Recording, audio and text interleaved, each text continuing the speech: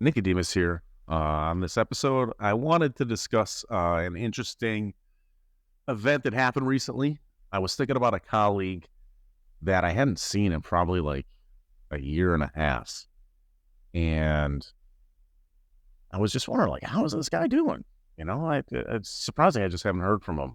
And literally 2 days later, he texted me. He'd moved to another country. He was thinking about me and wanted to connect. He was back in town. So I thought that was just super interesting, and I wanted to figure out what your thoughts on were that. Yeah, my own experience of it too, and I've talked to a lot of people extensively over the years about it. For me, I used to have very interesting thing. It was a joke with my brother and I growing up. He would ask me, "What's going to happen at school today?" Because I would have dreams all the time, and they would happen. Just super strange. I still to this day it'll happen. I'll have a dream, and I'll somehow it could be someone random will pop into the field or the hologram, wherever you want to call it, because the world is holographic. Or it's like the Course calls it a dream.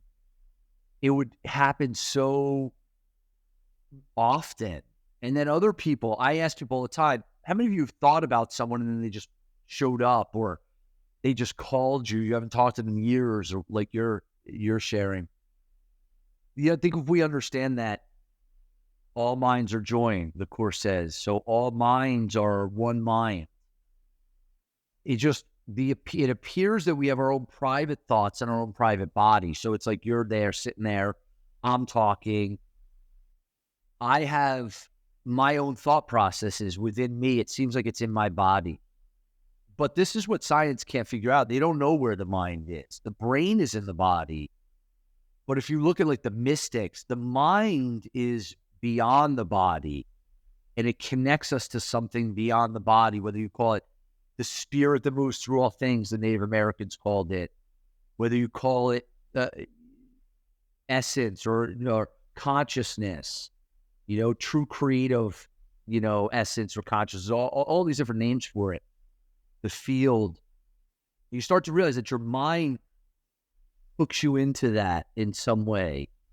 And in India, they're called siddhis, they're powers.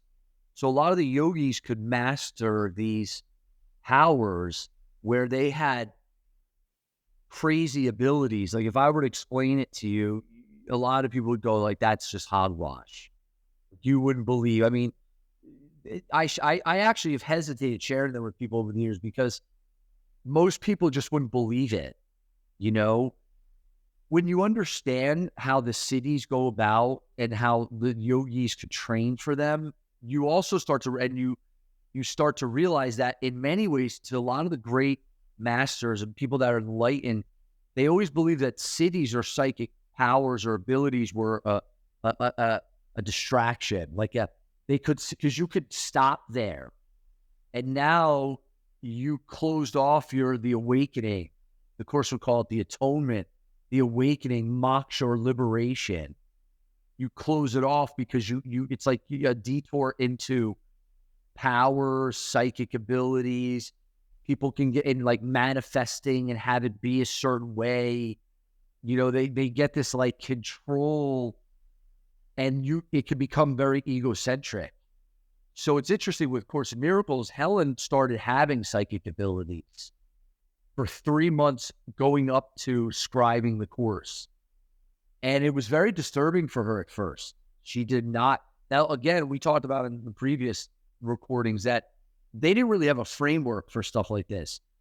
For somebody like me that studied and read so many gurus, I mean, like gurus that I resonate with, almost no one's even heard of them, and you're talking, there are stories about them. I've even had my own mystical experiences with these teachers and people that just showed up out of nowhere that you'd be like, how do you know who that? This happened on the dolphin trip once where I'd never met someone who's even been to these ashrams, and they're like, how do you know who that is? And it's this kismet experience. Well, these gurus and these teachers, the great ones, if you ask them, how do you do this? They would say like, I don't do anything. God does everything.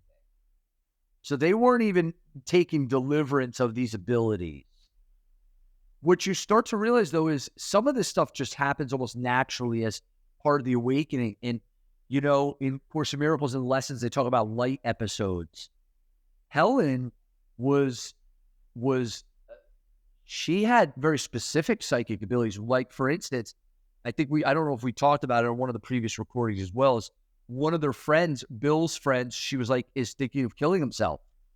And we have to call him. And he was, and they called him, and like, they really helped him. She also started having, Bill would go on vacation, and she would tell him what the walls and the wallpaper looked like, which is very interesting because when we were growing up, we learned, my brothers and I, and my older brother specifically, we learned there was a guy who was raised in New Jersey in the Pine Barrens by an old Apache scout that learned the ways of the Native Americans. And they would talk about things like invisibility and being able to like